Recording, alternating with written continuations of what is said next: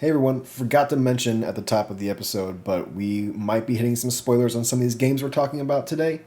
From what I've seen, we kept pretty spoiler clean and free, except for when we got to Silent Hill F.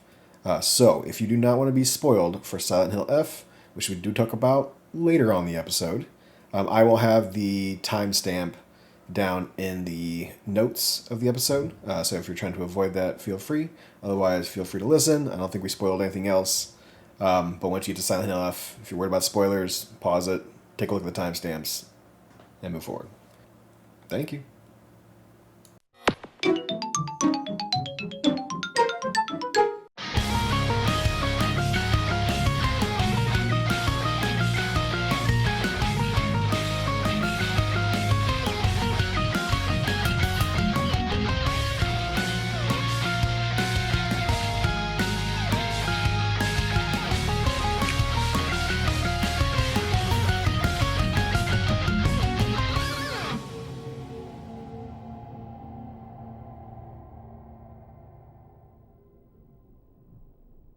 Welcome, everyone, to the latest episode of The Testing Room, where three of the gaming industry's best video game consultants who have never actually consulted on a video game bring you new topics each and every week. As always, I'm Alex, a.k.a. The Godfather.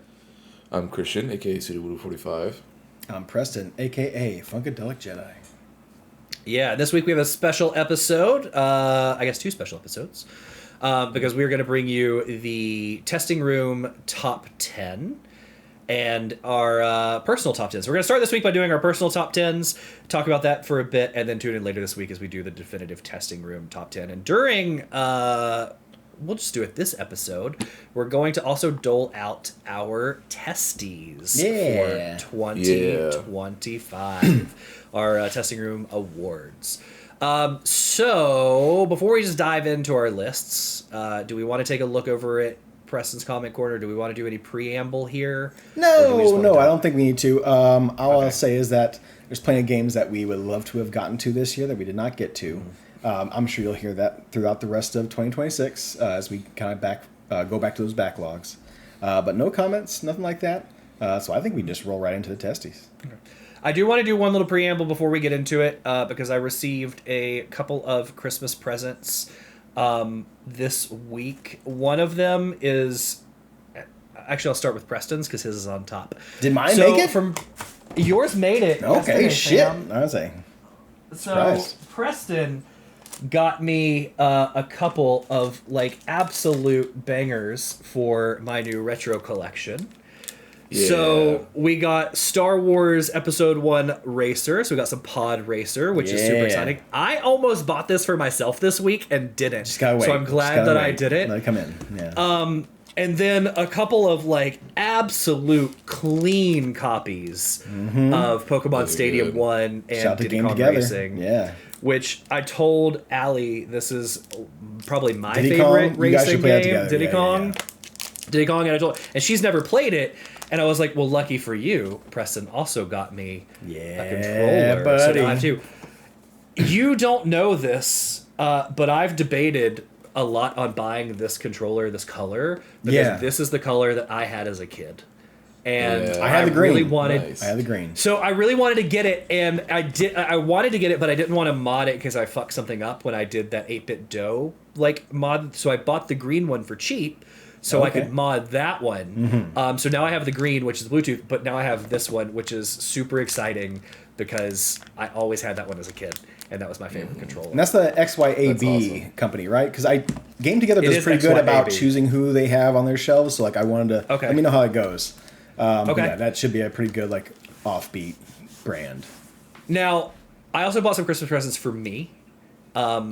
Which go along with this. So this has been a big Christmas time for Alex, where I also picked up a really clean copy of 1080p. Or 1080p, 1080 snowboarding. 1080. It's not 1080. It's not 1080. I had a Trump moment here. You know what, though? With your analog, it will be in 1080p. It will. Good point, yeah. Turok 2 Seeds of Evil, right? Yeah. And to go along with the one Preston got, which is very funny and ironic and perfect, Pokemon Stadium 2, but the gold, silver, little shiny edition. They didn't have the gold also, one. super clean, so I'm very excited. On top of that, I got 2 Cheap Sheep games. This one is a given because I have the PS3. We have Final Fantasy X and X Remake because, of course. Yep. And then we got Final Fantasy 13. It's gonna be next year. So be sure to keep a lookout because next year that will be officially a video game. Kind of excited for that, oddly enough. Kind of excited to play through that. I can't believe we're actually going to do it. Of course, it's my pick that it ends up happening and on it, but yeah. Hey. I also got this really clean copy of a magazine that I had as a child, which was Majora's Mask. And the reason I love this one specifically is because, like great Nintendo powers back in the day, I have Majora's Mask on the shelf, and they have maps and tell you where to get the hearts and complete some of the puzzles. So that is some presents from me, and then, of course, presents from Preston I'm very excited about to go along with my retro journey.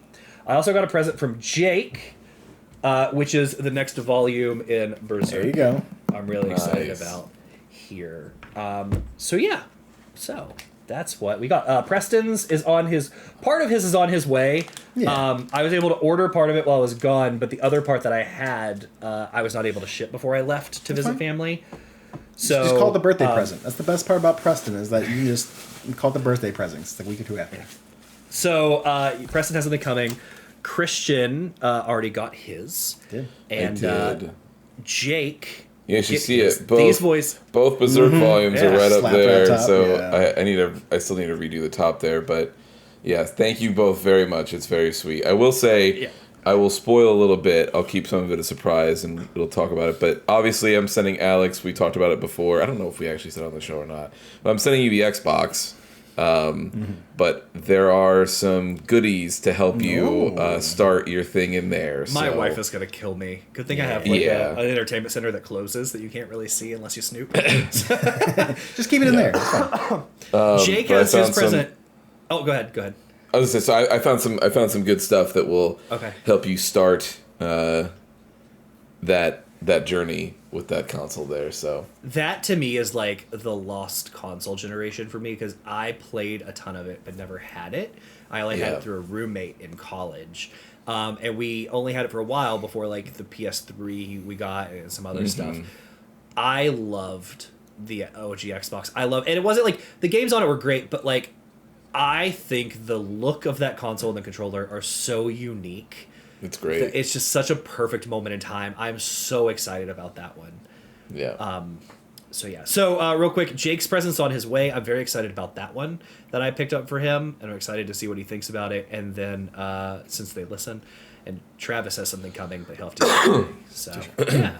Yeah. Well, if we're talking about presents, then I would say that Jake was super great. Gave me a great present, which was the Trigun Deluxe Edition, which is just a giant giant hardback, just incredible. The whole thing. Very thick. Cool. Christian also got me Ghost of Yote, which we will talk about next week. But I did play a couple hours of it. That is probably one of the prettiest games I have ever seen in my entire life. Holy fuck. That is a good-looking game. Yeah, it was very funny how I ended up finding a used copy of it. I was going to say, I saw you getting used, like, fuck yeah, I got a used copy. Thank you. You got a used copy. Thank you. Yeah, Do not pay full price. I mean, I could tell the story. So I was looking, so I was going out and I, called a couple places just to see if maybe they had it. They didn't. And I was like, for it. Yeah. I was like, I don't want to do this. I was like, but I'm gonna have to go to a GameStop. I'm gonna have to. I think when DK Oldies on it, yeah. Oh no. And so I was like, all right. So I drove up to the next city over, found the GameStop, went in, and I was looking, and I didn't see it anywhere, but I also didn't see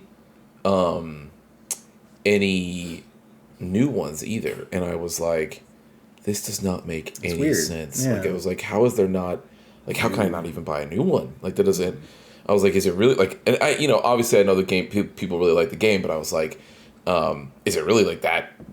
Like, people are really, it's flying off the shelves like that? Like, that's crazy. So I went over to the guy and I was like, hey man, I didn't see anything over there. I was like, I just wanted to check. I was like, but do you have any used copies of Ghost of Yote?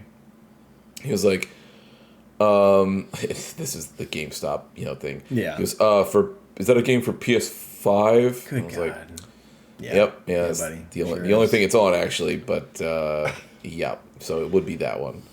Then he's like, "Well, I don't think we have any." He's like, "Let me look," and he's like, "Well, I have a disc back here, but you said there's no case out there," and I was like, "No." So he goes out and he looks, and then I see on the back of their wall is a display, like like they're like, "Hey, look, ask for this game." Mm-hmm. Yeah, and so then I was like, does it go to that case that's on the wall there? And he's like, "Oh man, I guess this would be like the last copy." And I was like, "Yeah." So then he went through, but then it was, one of those things where he was like, "Well, it can't really be new because I guess it's not sealed." And I was like, "Right. So let's go ahead and get this pre-owned copy then." Because it's used. It's opened. Right. Yeah. It's open. So, yeah. That's awesome. Amazing. But yeah, so then I was like, God, this might be the fucking only used copy ever. Because I was like, people are holding on to this fucking thing. But yeah, so there you go. Yeah, so far so good. I'm a couple hours into it. Also, lastly, want to give a shout out to the mother and sister, as your boy got himself a Switch 2, and I was very excited. I mean, I wouldn't say your Alex, boy got himself a Switch 2. Really quick. I would say your mom got you a Switch 2, but No, my mother and my sister, I think, pulled together to get the Switch 2 as far as like... But I would say, like, you got yourself a Switch 2. I have a Switch 2 now. Now that I'm thinking on it, we should have made this one of the moments of the year. Us laughing about this. Yeah. But yes, I've been playing some Switch 2 games. I got the demo for Dunk Kong Bonanza. Mario Kart World's great. Nice. Fast Fusion is a Wipeout-like that's on there. It's a lot of fun. But we'll talk about that in the... How good does your F-Zero X on, like, the virtual machine look on the Switch 2? I played it for like 20 minutes last night. It was really good. It was really good. Yeah. It was really fucking good. Sure. It looks fucking phenomenal. It looks really good. So, Preston, I did see, I was going to text you the other day. I don't know how much you care. The Trigun anime, which I don't know how many episodes, like, I think there were like 20 or 26 or something. It's one season. 4 episodes. Not a lot. It's on sale on iTunes for like $4.99 if you want it. Like I have physical copy. I'm good. Okay, I didn't know if you had it, but I was like, that's insanely cheap. Yeah, I bought Apple gets really cheap as far as got anime here and there. Yeah, they get really cheap. Around Christmas time, they put everything on sale, so I actually bought the entire series of Scrubs for like $29. Oh, there you go. Or something. Hey man, we get a new season next year. Let's go 2026. So, so I just thought I'd let you know because it's super cheap. But if you have it, there you go. So cool. I got it. All right. Well, that is our preamble. Let's get into our personal top 10. Do you personal or do you want to go testies? Okay. Cool. Sorry, listeners. I was actually wrong on that one. No, you're fine. So Chop. I'm good. We will start with a classic. Honestly, we should probably just give name this like the Yves Guillemot CE No of the Year. Yeah. I know. You would think this after this many years, this would be a professional operation. I don't think so. I think that we all have full-time jobs and y'all can fuck off. So Randy Pitchford is making his inaugural appearance for his launch of Borderlands 4 and his response to the community of get a better computer, you nerds, if you want. Yeah, that was a good one. Games. That was a good one. The whole you'll pay for it no matter what price it is because people are Borderlands fans, so eat it up, nerds. You will eat up, you piggies, oink, yeah. oink, oink. Yeah. So that's his inaugural. We also have Yves Guillemot, who decided to go all in on AI. There's a lot of those, to be fair. There's a lot of those CEOs out there. We are seeing the death throes of Ubisoft this year. We have the CEO of EA. I believe I'm right on this one, but Andrew Wilson, and because EA did a couple of things this year. They had a great sale to the Saudis, the PIF, right? That fund. They have gone super all in on AI to the point where they're like, we're going to even make some games AI. We're going to cut our workforce. Like they are. And with all the pushback, cool. They say, we do not care. And then we have good old second year running, Phil Spencer for his Xbox Game Pass and just general Xbox foibles. Also lack of producing any real works through the acquisitions they've made, continuing for another year. Oh, they got Call of Duty. No, wait, Alex. They got Call of Duty. They got Call of Duty, the biggest game ever in the world, you know? So the winner this year, actually for the second year in a row, is going to be good old Philly Spence for his Xbox foibles. Who's our runner-up? Who's our runner-up? Our runner-up is Randy Pitchford, which is really ironic because it came from the only person that actually played that game and even liked it. The only person who'd be upset about it. Yeah. Right. So there we go. Good job, good old Phil. We will accept this award. Phil's favorite podcast, apparently, according to Alex 2 years ago. I think it probably still is. Surprise of the year for games that that surprised us, left us impressed. We have a few nominees here. We have Ball Pit, Expedition 33, Arc Raiders, Silent Hill F, and Dispatch, with the winner coming in at Expedition 33. Yeah. Right. I think Start that the sweep. I think Expedition will have some stuff on here. Oof! Just a bit outside. Letdown of the year comes to our video game book club worst game that we played. Christian, I did not. You voted on Tomb Raider, which came in at a close second, which lost to Max Payne. Yeah. So this is what I'm surprised at. I'm surprised that Preston voted for this. I saw this and I was like, you like this game. Like, I know that the PC port left you a little bit to be desired, but in general... Then I had issues with it transferring over to the PC from PS2, and it just... Yeah, but you found that was your cables. I couldn't see it well on the TV. Like, even just plugging the PlayStation into there, like, I still couldn't find it. Yeah, it just... That was a disappointment to me. And then not to mention, like, it didn't hit as well as I thought it would from what I remember. So, like, I cannot wait for those remasters / remakes to come out because I'm super excited to see what they do with it as far as modernizing it. But yeah, I thought that was gonna be a banger for me. I thought that was gonna be a banger choice. We're all gonna love it, and it just flopped. He did defend it. To be fair, Christian, I did. I was gonna say I did defend it. I think rightly so. It ended up on letdown of the year. Next up, Alex, don't skip cutscenes because we're not explaining the story to you. This is our book club game of the year, and this one was a pretty hefty category. We had Metal Gear Solid 4, Castlevania Symphony of the Night, we had System Shock Remake, Bramble was this year, Enslaved, Black Ops 2, Jusant, and the winner being Jusant, Metal Gear Solid 3. Yeah. Which was absolute cake. I just want to say, I think all the years that we've done this award, I think a game that I have picked has won every year. So continue to be undefeated. I think you are correct. You're not wrong. The Shut Up and Take My Money 2025 most anticipated game of the year. This one's an interesting one because last year Monster Hunter Wilds took this. There were a couple that of was us an easy on one. that one. This year's actually split. We have a lot of games coming out this year. We have Control Resonant, Gears of War E-Day, GTA 6, Wolverine, Phantom Blade, possibly Star Wars Galactic Racer, if the rumors are to be believed. They say. Resident Evil Requiem, Trails the Second Chapter, Solaris, RE9, and this is an even split. RE9 and Resident Evil Requiem are the same game. That's why I took it. Perfect. Yeah. Okay, thank you. Yeah. I tried to take it off. So Christian went with RE9, so Requiem. Preston... naturally went with Star Wars Galactic Racer. Surprise. And I came in with the split with Control Resonant. So we are all looking forward to something different this year. Interesting year.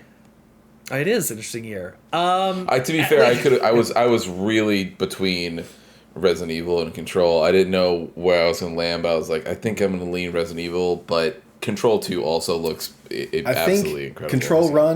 Control 1 I will be playing this year. Like that's one I have in my backlog. I'm like, I need to play this one this year so I can get it and get ready. I still can't believe and then play Alan Wake 2 and then do it. Well, Alan Wake 2 is, I understand why you didn't play Control because you basically become a Jedi at the end of that game. So I still could not believe that you haven't played that. Bang endorsement.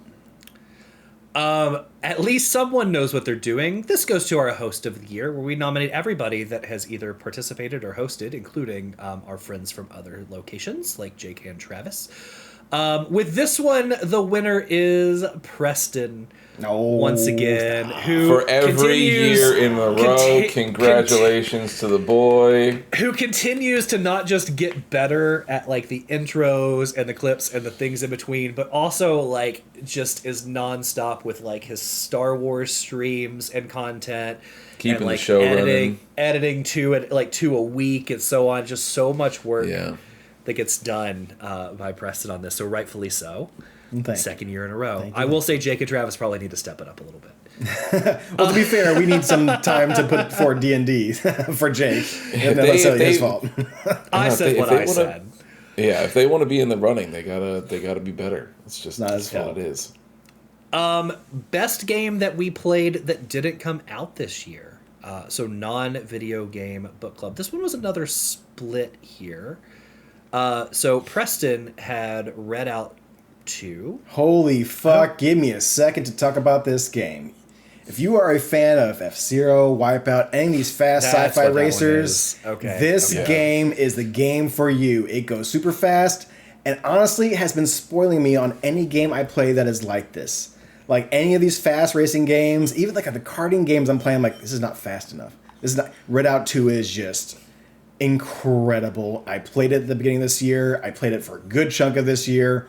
Holy shit, that is a game that was right up my alley, and I'm so sad I didn't get it the year it came out. But holy fuck, it's a good racing, fast-paced racing sci-fi game. Holy shit. Yeah, nice. I remember you talking about that now. My pick on this one was The Witcher 2, a game I was actually pretty impressed by going backwards. I think it held up significantly well compared to what I expected, based on what everybody talked about how bad 1 was. So 2 is good. It felt good. You could see the building blocks of 3. So that was mine. And then Christian, you had Pony Island. Did you play Pony Island this year? I did, but I changed my vote. So I'm thinking of a different category. Yes, I did play Pony Island this year. It was at the very beginning of the year, but I did. And I went back to it because I had never played it before, and I think Steam had it on sale for, I don't know, it was like $1, and I was like, well, I need to go. And it really did surprise me because this is from the same dude who made Inscription, and I have long yelled about Inscription and talked about the cool ass things that game does, and so I was like, well, I want to see where it came from. So I went and played Pony Island, and it did not disappoint. Like I said, this is the game, if you guys will recall, that very early on in the year, that it got me. Like I was totally bought in because it looked like it had sent Steam messages to my people on my friends list on my behalf, and then they responded to me, and I was like, oh no. And like I had to go and check my messages, and then found out that it was a bit in the game, and I was like, oh, you got me. Like fucking, I don't even know if it's 8 years later since that game has been out, like you got me. So it's great. Like I said, hopefully that my warning for Pony Island way back in the beginning of the year made it so that people played it before they listened to this, because I didn't want to. That's only one of the things that happens in that game, but still, it's great. And it just made me even more excited for Pony Island 2 whenever he ships that game. Was hoping last year, but maybe this year, so we'll see. I doubt it. We'll see. Probably. So the last one we had, Christian, is this where you changed your vote? So this one is the Testing Room's Moment of the Year. Yes, this one is a unanimous win. Okay. Is it? Because I didn't see the category thing before. Okay. That being said, yes, this one is a unanimous vote. A lot of great things happened this year. A lot of funny moments. A lot of stuff that we appreciated were heartfelt. But there was one moment that stood above them all. And if you haven't gone back to see it, Preston will put the 4 or 5 clips we have into this, I'll put it here, so you can see and hear. But oh my God, Preston playing Super Return of the Jedi was one of the funniest moments I've had this year. I went back and watched the clips, and I was gonna play them, but I was like, we'll just have Preston put them in here. Yeah, I made a super clip of it. Yeah. The one where it's just like you die and just breathe heavy, and in the chat you see it pop up from Christian where it's like, you should just do what the guy did. Oh, just do it to God, you fuck yourself. Like that. It's just like me telling you to look up a guide and you like yelling at me for looking up a guide. Like, oh, what am I supposed to look up? And then later looking up the guide and getting mad at us saying that you said you were going to look it up. We should have had a separate category that was Gaslight of the Year, and that would have won it. Yeah. Oh my God, that would have won it hands down. That was so like just to not only spit in the face of Alex's idea, but then try to pass it off as your own and be like, you didn't tell me to do anything. It was so funny. Yeah, it was great. The only thing I was, for the peanut some gallery. of the Soma scary moments were up there too, but yeah, the super Star Wars games was just, man. Twitch.tv/@the-testing-room or testing room. I was...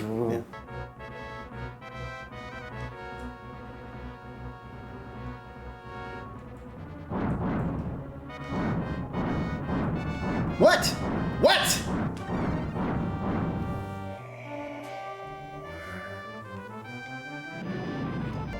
Look at my guide? What the fuck you think I'm gonna do? There's a magic direction I can press that just makes it work? No, dog. I know what I'm doing. It's just a shitty fucking level.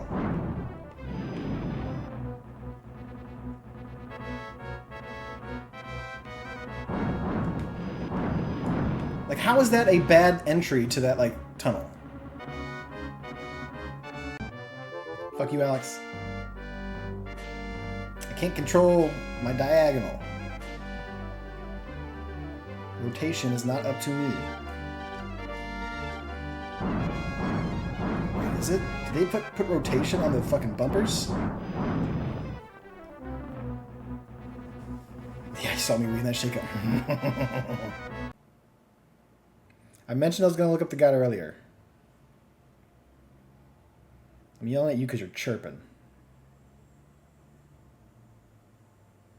Pop a question. Can you record that real quick so I can see it? Everybody needs to know. Person was being mean to me.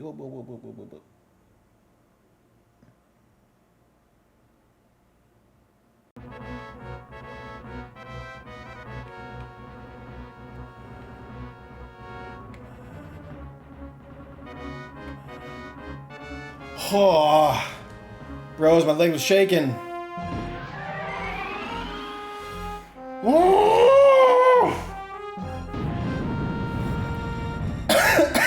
We did it.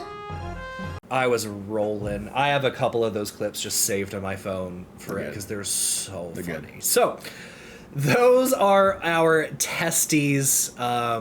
Thank you for everybody that participated, whether you were in the comments or whether you watched the content or you recommended video game book clubs to play or you're with Preston on Star Wars Sundays or whatever. But thank you all viewers for and listeners. That. With that, let's bring up our list. All right. Alrighty. We're back. So as we get into our super official Testing Room 2025 game of the year, we're going to start with our personal, and we kind of do this round robin. I'll do one, Preston will do one, yep. Christian We'll start will from do 10 one. and go up. All right. So I see my name first, so I guess I'll start here. My number 10 game of the year is Rematch. I think it was such a great take. It needs to be up there. Yeah. Yeah, such a great take on a sports game. I think they did everything well. I'm so sad about what's going on with the community right now. Although over the holidays, over Christmas, I did get on and play some matches, and I got in very quick. So I'm hoping... I saw people say that they're back in. Like, there was people who have been coming back, so... Yeah, so I'm hoping it continues to grow. Season 2 just started, but this game is so unique, so good. It brings the things that you love of, like, the old school FIFA Street back to, like, today.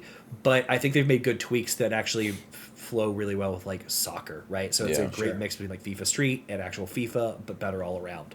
So that's my number 10. All right. I am going to go with a game that came out in the very beginning of this year that I talked about that I know people have forgotten about, I'm sure by now. Little game called Dynasty Warriors Origins. You're not wrong. So I did forget. So here's the thing. This game, I said it back when it came out, and I still feel like this way. I was completely surprised by the quality of this game. I knew that I was going to like it because of the demo, but I kind of was like, well, look, I've always been a fan of some of those original Dynasty Warrior games. Like from 1 to 4, I always had a blast with way back in the day. But as the Muso genre has just been kind of what it is, they didn't really ever do anything with it. And in this one, they were like, what if we made it a character action game? Like, they were like, what if we put in better combat and more things and more one-on-one fights and parries and all of these things that are just were never ever thought of in these, big sort of hack and slash things. And on top of that, what if we did like this crazy branching story that kind of turns the Romance of the Three Kingdoms, which is what these games are always based off of, and like add some extra stuff into it and like all this other like really cool narrative stuff. I sung its praises back then, and I'm still singing its praises like right now. It's great. If you ever had any love for any of those games at any point in your life, this will definitely end up being the best one that you have played. It's very cool. But yeah, that's my number 10. Nice. All right. Well, my number 10, I'm going to give a quick shout out to the people who didn't make it, who are on that 11 to 13 list kind of deal. Obviously, there's a couple games I got just this past week, which we won't even mention, but those will probably be encroaching onto the top 10 as we go throughout the year and I play these. So Ghost of Yotei and Mario Kart World are very good games, but they are not making that top 10. Another game, South of Midnight, I like to mention, is a really great game. Leaves something to be desired on the combat-wise, but I also noticed that the director of this game is Ahmed Best. Do you guys recognize that name? No. That's the guy who does the acting for Jar Jar Binks. He is the director of South of Midnight. You know what? I knew that, actually. I saw that. I remember hearing that earlier in the year. The award show. I saw him in the background Binks. later. Yeah, old JJ Binks. But he was in there as well. But yeah, there's a lot of good You want to know games here. You want to know what's wild? I played that game too, and like I remember saying the narrative was really good. I did not like the It was like just reaching after the 10, but got pushed out. Yeah. That game made number 16 on my list. Did it? Okay. Yeah, right now it's at number 13, but yes, it's like your game's Sword in the Sea, which I'm surprised Alex didn't play, is also a great game. I know. But number 10 is going to go out to Sonic Cross Worlds Racing. There you go. So far, the best kart racing that game came out this year. I haven't played Kirby Air Riders yet, but I will say, little time with Mario Kart World, it is better than Mario Kart World. Sonic Cross Worlds Racing goddamn right it is. Has been putting out tracks and characters like throughout the months. Like it's been great as far as the content they're putting out there. It's a lot of fun to play with other people. Now, it still has the item thing that Christian hates because I don't know, but the last 2 times we played this, Christian's been like getting in the back and he's like, they just gave me one more boost. Yeah. Here's the thing. I've heard you complain multiple times. That doesn't bother me. I do. It is, or I shouldn't say, it's not the same thing that happens with Mario Kart, which is if you are in first place in Mario Kart, they give you nothing. You get coins, or maybe if you're lucky, you will get like the little horn that blocks. Yeah, the horn that does it. So you get that. You'll get coins. You might get like a boost, but most of it's gonna be like you get a banana peel. Not. You get something that goes behind you, right? Yeah. Whereas Sonic feels truly random, and sometimes the random is just not in your favor, and you get 10 boost items in a row. And in last place, I will be mad, but it is not the same. It's more like I cannot believe I'm getting the RNG thing as opposed to the game physically fucking. And I feel that Sonic Cross Worlds still does this a little bit because you're not getting obviously the first like the ghost thing, right? The blue shell of Sonic Cross Worlds, where you toss out the ghost, it puts a giant like line of damage throughout the track. You're not getting that in first place, obviously. So it does have some type of like but it wouldn't work because it would hurt yourself. Exactly, but yeah, the same thing with you don't get the blue shell in Mario Kart. But I don't want the blue shell in Mario Kart. But I'd like a red shell. I'd like a green shell. I'd like. A feather. I'd like anything. And to be fair, I've been getting green shells in Mario Kart World, but either way, I think that Sonic Cross Worlds Racing is one. This is based on Mario Kart 8. To be fair, I'm doing also World. Based on Mario Cross World. But I think Sonic All Star Racing is so far the best karting.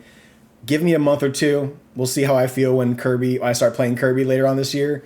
But yeah, it's so far number 10, Sonic Cross Worlds Racing. Great kart racing. Had a lot of fun with friends. It's just like quick pick me up. Like, hey, what are we playing tonight? We don't know what to play. Let's just play some Sonic. Yeah, let's go. The only caveat I'll say, It's a $70 carding game. Now, you will say the same thing for Mario Kart World, which is an $80 game. Because Mario Kart World is 90s. Yeah, because that's an $80 game. To be fair, it could be a $50 game if you buy in the package bundle, but I'm not including that into the price. Or it's 90 if I buy it physical. Because it's not $50, it's $550 at that point. So no, because you buy a $500 bundle for the system, it's $450 without the game. No, with the game it's $500. Okay, so it's $500 game. It's not a $50 game. Yeah, but either way, you can get it for $50. It's a great $50 game, but the whole thing is, if you don't have it with the system, it's an $8 game, which is not great. Also, Sonic Crossroads Racing is a $70 karting game, which is still pricey for a karting game, I feel, in my personal opinion, and which is why Alex hasn't even bought it to play with us yet. That's the whole point why he hasn't bought it. It's so expensive for karting, and I get you. There's not a whole lot in karting games. 70 should not be the price. Give me 60, give me 50, but either way, it's still a great karting game. Number 10. All right. I agree. For me, number 9, the second game on my list this year that has to deal with loss and coming to terms with that. It's really, really good. It was an incredible story game. I think they did everything well. It was also an incredible co-op game. This is going to be Split Fiction. It was so heartfelt. The puzzles were great. The way they did, like, one writer being a fantasy writer and the other being a sci-fi, and what they merged, but at the same time, like, the Easter eggs to Halo and to the Souls games. Oh yeah, there's Halo Easter eggs, there's Souls Easter eggs, like all the throwbacks they did to these other games is so well done. But at the end of the day, it's an incredible story about like overcoming loss. And I thought it was fantastic. So that is my number 9. Not to mention, there's not a whole lot of co-op games that come out nowadays, especially split-screen co-op. So it's good to have that in there. So, yeah. It did have one of my funniest moments of the year, too, which is, like, Allie and I, when you're doing the whole unlock with, like, the captchas. I keep seeing people share that moment. Oh, good. When you come across it organically and you think you're trying to beat it until... a minute in, you realize you're not gonna beat it. They just kept coming up with stuff. It was so funny and a good meta commentary. So my number 9. So Trails Through Daybreak 2. So I'm just gonna go through here quick.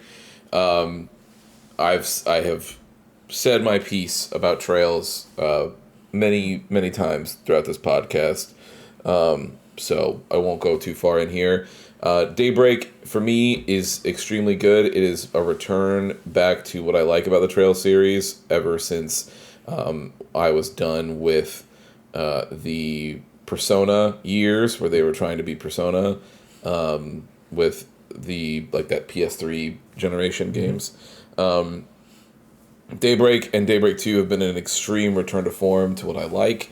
I'm very excited to see how that game, or how that series, this arc of the series, I should say, finishes up next year, because I think in February, is when I get the final one for this one. So, and then after that, I think we only have one more game, and then Trails is done. Oh, really? It's capping it? It's going to be wild. Okay. Yeah. So get in now.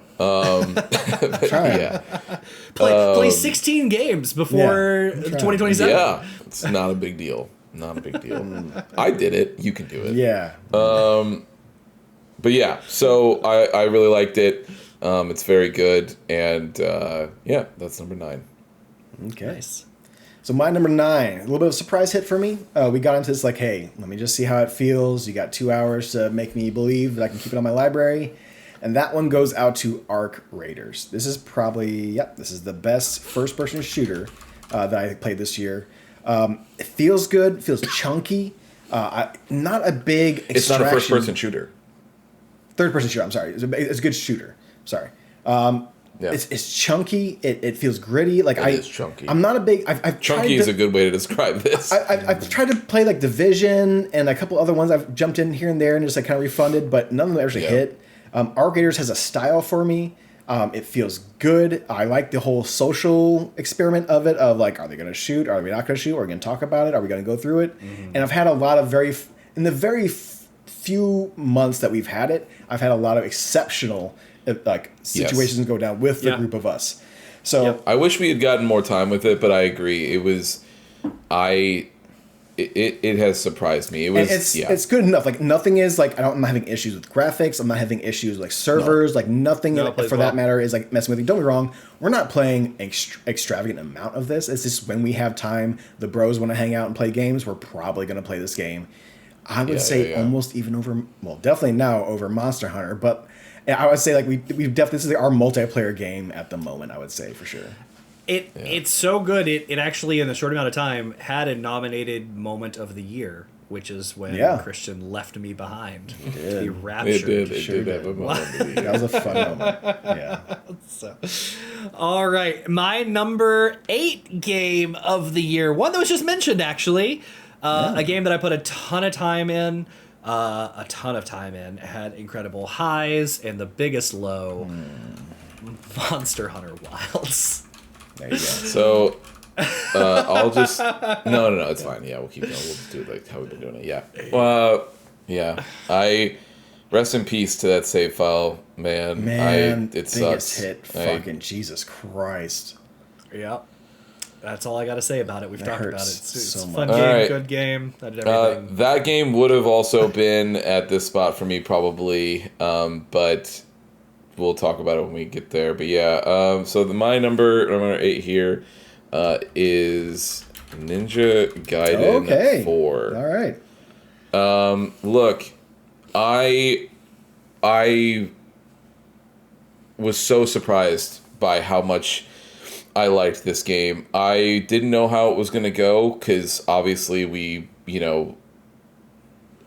I have talked about it on this show before, but Platinum is in a bit of a roller coaster as far as the quality of their games is concerned. You're not wrong. Where sometimes they make really, really, really, really, really, really good games, and then other times they make some not so good games. And it kind of, you just don't know what's going to happen. And especially with a lot of their, let's say, like, well-known talent leaving that studio to go do Clover over at Capcom with Kamiya. I didn't know how this was going to turn out. And full disclosure, the remake of Ninja Gaiden 2 was in this spot up until just whatever it was last week, 2 weeks ago, whenever I finished it. And it was fantastic. Like, I put this is a bit of a hot take, I think, for the Ninja Gaiden fandom, so, whatever. I would tie this game with how much I liked Ninja Gaiden 1 Black, which is widely regarded as the best one that you could play. And I think, from a gameplay perspective, I still think that Ninja Gaiden 1 probably ekes that out, but from an everything else perspective, I think 4 is just ahead of it. Like, from the soundtrack to a lot of the level and art design to the enemy design to some of the fight choreography stuff.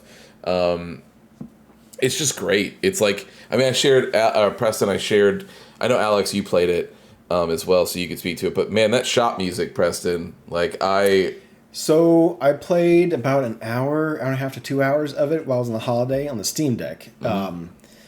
The graphics do drop down, but that game plays amazingly on the Steam Deck, surprisingly. Yes, and the more I play, the more I'm like, I really just want to play this on PC or console to get the full visual hit of it. But you're not wrong. That shop hits. That shop thing, man. Yeah, that shop thing hits, man. Super hard. Yeah, super hard. It hits. Yeah, I'm very excited. That might be one of those that like climbs the list as we get through 2026 when I actually fully play it on like something that can visually see it better. Yeah. But again, hey, Monster Hunter Wilds couldn't fucking play on Steam Deck, but Ninja Gaiden 4 can, even though it doesn't look that great. Sonic Crossing Worlds Rising can play on there just fine. Doesn't look great, but hey, it can all still play and give you good frame rate. And if you want to get some done, get some dailies or whatever the fuck it is, you can do it through the Steam Deck still. Yep, for sure. All right. Well, my number 8. Alex, I'm right there with you. Monster Hunter Wilds. So, it's good. But it's following up Monster Hunter Rise, which was something that really fucking hit hard for me. I didn't play it as much. I played with the boys when we could. I, went through it, but the texture popping in, like the graphical issues that I was having with it on and off, something about it didn't just click with me. Maybe because I feel that Rise just gave me more of an action, faster paced feel, and this may have dropped it down just slightly a little bit. And then I don't feel like they needed to do the whole open world thing. Same thing with fucking Mario Kart World. I don't think they needed to do the whole open world thing. You can just do what you were doing, perfect it, maybe add a little bit of a fun thing on top of it. But their fun thing on top of this one was essentially the whole open world version of it, which was fine. Yeah. I just don't feel like it hit me like the other Monster Hunters did, which is why it's rated on the list. Still a great game. Still can play very well depending on your system and where you're playing it at. But yeah, it's going to go down there. And Alex talking about his whole issue, like just, it was that Jedi Survivor level of like, okay, this game is broken enough to where I don't feel like it can get higher on my list because of like how under utilized or optimized it is for PC, specifically. And just to be clear, like where it fell on my list has nothing to do with my save file. Really? It doesn't. Well, to be fair, it would have been knocked off the list. If you show how mad you were, yeah, it would have been knocked off the list. That's how sad. Yeah. And look, like I agree. There are some things that are fun about it. I understand that it doesn't hit for everybody. I think that's the great thing about Monster Hunter. There's kind of like a version for you. It's interesting though to Christian's comment last week about how they like finally figured out how to use the dual weapon system they created. I still think they haven't figured out how to use the open world they created. Like they showed things at the beginning of the game, like hunt, like sneaking around packs of other wildlife and stuff. That only happens at one level at one time when they force you to do it, and that pack. And it's a story mission. Yeah, it's not and even those packs the of thing animals that you really need to do. only show up in that one place too. Like, so I still don't even think they've figured out. Honestly, they should just go full blown MMO and call it a day. But that's another story for another time. My number 7, we don't have too much more to say about it that hasn't already been said. Ninja Gaiden 4. So this is one of the many firsts that I've had on my list this year, which is why I'm so proud of this list. Metal Gear Solid will be another first, right? Because I've had my first experience with 3 earlier, and Delta will make an appearance on this list. But Ninja Gaiden 4 was so stylized, was really good. It's the first Ninja Gaiden I've ever beat. Though I had some accessibility features turned on, like I played it on easy. On anything harder would have whipped my ass because I was not familiar with it. Even I was feeling easy was going pretty easy for me. I might knock it up a notch when I actually finally get down to play it, but sure. Yeah. Dude, there's some fights at the end on normal that I was like, I bet. And then I dabbled in hard too, but man, there was some fights I was like, rough. I did like the gamer like lean forward, like I have to lock in. Like I was. It has some great moments. There are some highs and some not so highs. Like in my opinion, I thought it was interesting the take of moving away from Ryu, which I liked the character they created. I found the Ryu missions at the end to be a little redundant. Honestly, like I almost wish they would have given you a reason. I think they should have flipped it and made You're not wrong. The first couple and then gotten into the story they got into with Yakumo. So I will say, I know that is a huge criticism of this game, and people are not wrong to feel like that. Mm-hmm. There is a game that I think only Preston and I have played, which is Devil May Cry 4, which does the same thing, where you play as Nero for the front half, and then you do Dante in the back half, and you're basically backwards playing through all of Nero's bosses, like with Dante. And there is a lot of people who do not like that, and that is a fair criticism. I am one of the people that really liked it, and so when this happened, and I was like, interesting. Oh my god, this is just Devil May Cry 4. Like I was like, well, this is great for me. But I fully recognize that is not it is not, that is a me thing specifically, and that criticism is totally valid for the people who don't like it. It's not even like you shouldn't have had it. I think if anything, you could have kicked things off with it and then subverted expectations to be like, this is not Ryu's story, like this Yakumo's and continue on. For sure. Yeah. I honestly, that would have been better. I think if they would have done, if they would have only revealed Ryu and not even shown Yakumo at all, and then halfway through the game you play as Yakumo and you have to like that, that would have been a better pop off, I think. But they did what they did. Also, credit to this game for giving me one of my waifu girlfriends of the year. Princess in Sayori, yeah. So it was. That's a Ninja Gaiden game. Yep. I think you like Ninja Gaiden games, Alex. Maybe you should try some of those. Put it on easy mode. I think you might like some of those. Yeah. You're gonna be getting an Xbox soon. Ninja Gaiden Black. It's buddy. right there. Yeah, buddy. So. Yeah. So my next game. So number 7 here. This was a great year for action games. This is also a great year for Metroidvanias, and I'm just gonna spoil it now for everybody. This is the only Metroidvania that made it on my list. Everything else fell off. Okay. And that's just truly how good I think this one is. Shinobi Art of Vengeance 1,000%. was incredible. Yep. And this is just my personal opinion, I liked it better than Hollow Knight Silk Song. I liked it better than Hades 2. It is... There was also the Ninja Gaiden one, wasn't there? There is another Ninja and I liked Gaiden it better one. than Ninja Gaiden Ragebound, yeah. So any sort of... Like anything like that, like a 2D action, Metroidvania style, rogue, whatever you want to toss in there, I think Shinobi is ahead of it all. Shinobi was fucking incredible. The soundtrack was awesome. All the levels are great. The combo, or the combat is amazing. The super boss at the end and all of the, like, dude, it has been so long since I have beaten a game and then they were like, hey, here's this optional super boss, and also here is this time trial mode to see if you can do every single boss in one shot. And I was like, I'm in. Like, I went, it's been so long since I felt like doing that. I loved it. I 100%ed every level. I did the boss rush. I did the super boss thing. Like, it's just great. Every weapon felt great. All of the ninja arts felt great. It's just, I mean, like I told Preston, one of my favorite moments of the year came from this game, which is the transition levels in this game are auto scrollers. So they're levels moving the entire time as you're playing, and you have to dodge the things that are coming at you. If you're on a surfboard, whether you're on the jets, that kind of thing. And this one was when you're riding on a rocket propelled surfboard through the ocean to like cross this gap. And number one, the song that is playing during that just rips. It is so good. And as you're going through, there is like this giant war that is happening in the background, and sometimes some of the things are coming from the background into the foreground to try to hit you and all this other stuff. It's just fantastic. I loved every second of it, and it is my number 7. We will be talking about that later. All right. Well, my number 7.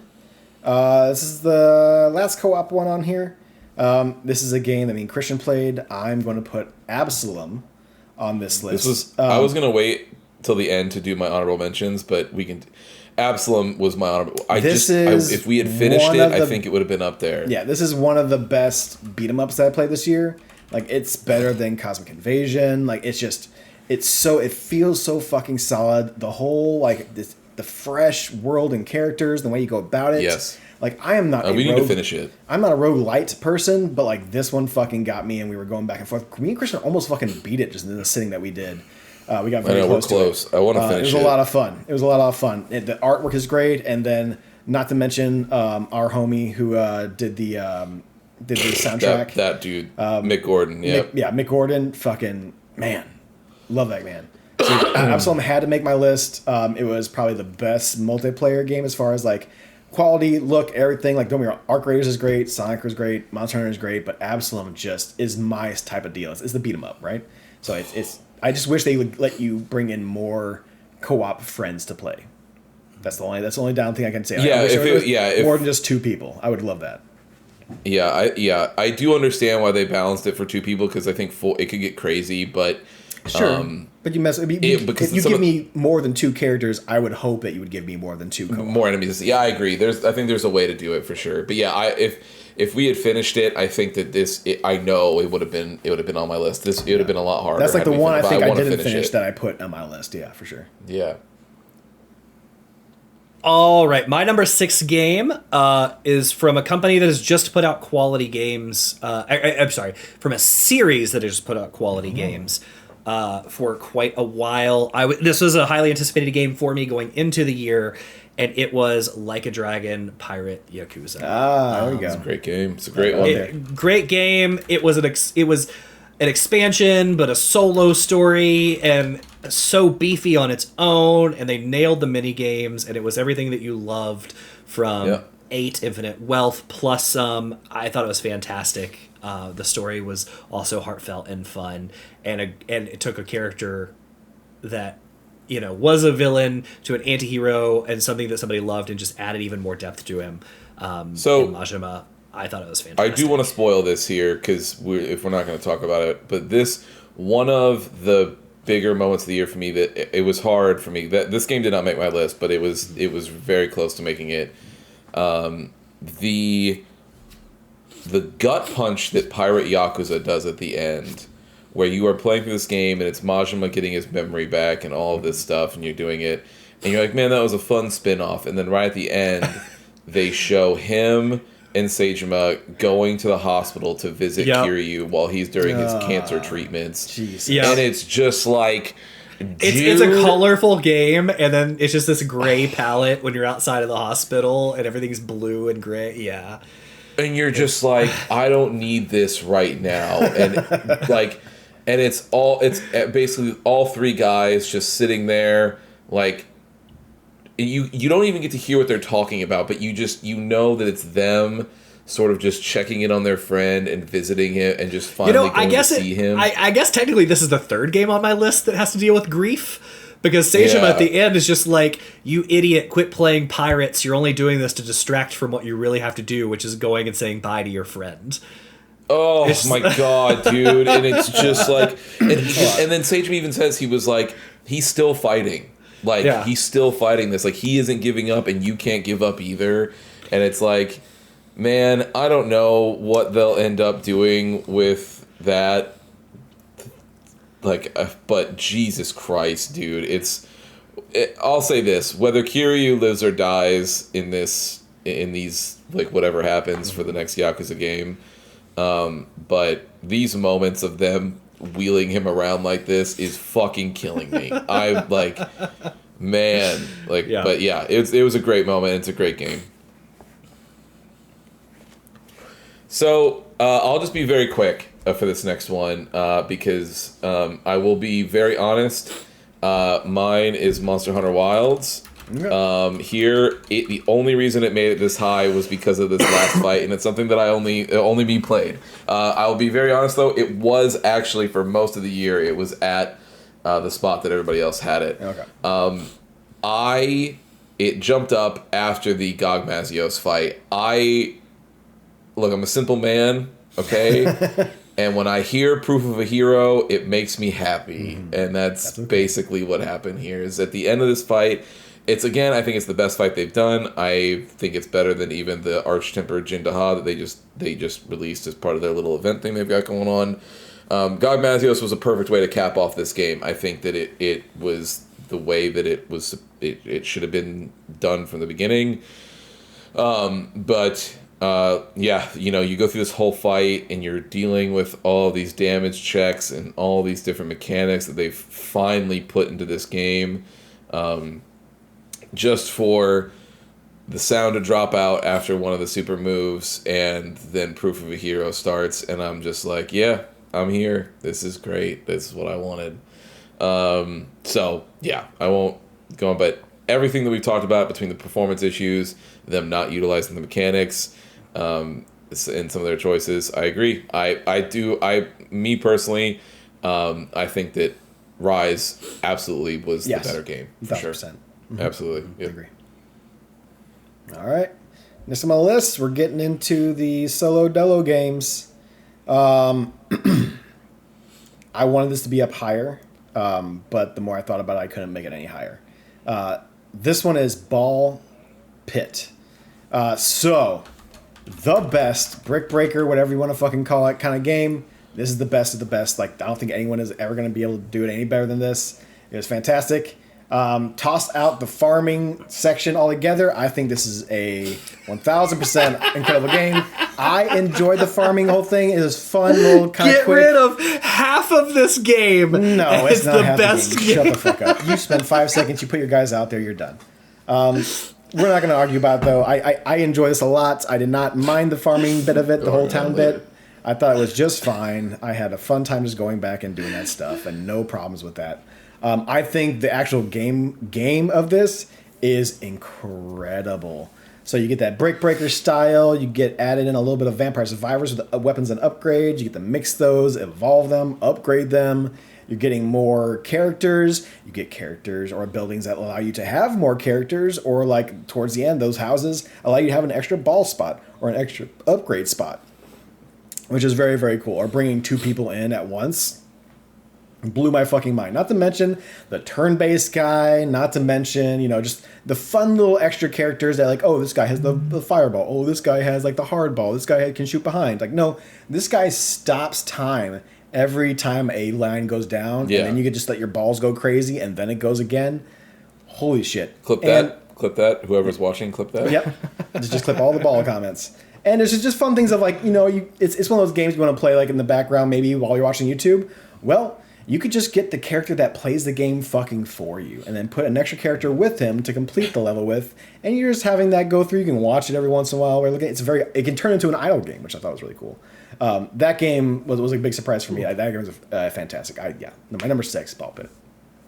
Nice. It's a good game.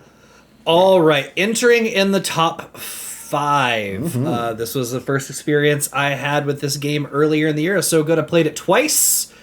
Metal Gear Solid Delta, which is a remake of 3. I think they did an incredible job at just nailing everything you loved. I mean, essentially it was just everything you loved about 3, but looked better, with more updated stuff. It felt good, looked good, sounded good. I had just as much fun playing through Delta as I did experiencing it the first time through a book club game earlier this year. I loved it, and I'll probably go back to it because I wanted to collect all the things and miss some of the stuff. So I'll probably go back through a New Game Plus when I find time later this year or later next year. But it deserves it is so good. Yeah. I can't wait to it's great. Possibly play it next year. Yeah, it looks incredible in that game. Obviously, we played the Vingy Book Club. Is probably reaching the top 10 of my greatest games of all time. Like it's just that fucking good of a game. Mm-hmm. Yeah, 3 is on that list for me. It's great. Yeah, and then the remake Delta, they did great. Delta to me occupies the same spot in my mind as Shadow of the Colossus remake, which is obviously that game again, and but with just being remade with today's technology, and now it's to the point where it's like if somebody were to ask me today what version to play, that's the one I'm pointing them at, right? Like I would never tell somebody to go play the PS2 version of Shadow of Colossus ever again. You should go play the PS4 remake. And same thing with this. It's fantastic. All right, my number 5 is going to be Final Fantasy Tactics. Oh, Ivalice Chronicles. The Ivalice Chronicles. So this is the remake of Final Fantasy Tactics, and much like Alex had to say, the only thing that I'll add here is that for Tactics, there have been many versions of Tactics throughout the years that have fallen short or missed things or added things and took some things away. And it's always been very frustrating because this game is great and it should have been very easy for Square Enix to finally do what they did here, which is just give us the War of the Lions translation, which is the best one, and then add voice acting, and then walk away. Like, that's it. That's all you had to do. But here, they actually did other things that people weren't asking for or expecting that did great. They added different difficulty modes. They added some of the extra content from, like, the different versions of the game, like the Palace of all this other stuff they threw back in here. They also included the original version of the game as a separate thing that you can choose if you feel like you want to go back to it. They touched up, obviously, all the visuals. They've done just everything that you would want out of a remake. They've done it here, and I think it's great. I think I love the story. I think that it's like this incredible. I don't want to go too far into it for people who haven't played it, but it's this incredible story about class and, like, the struggles of, like, dealing with that and the stuff between Ramza and Delita, and just, like, how it's a very dark story about inequality and everything. It's very well done, and it ends incredibly. But on top of all of that, I think the cutscenes that you get in this game which are these like beautiful sort of like watercolored like 3D stuff that is interspersed throughout the acts of these games, or this game I should say, that is just, I think, still to this day just gorgeous. Like I love looking at that.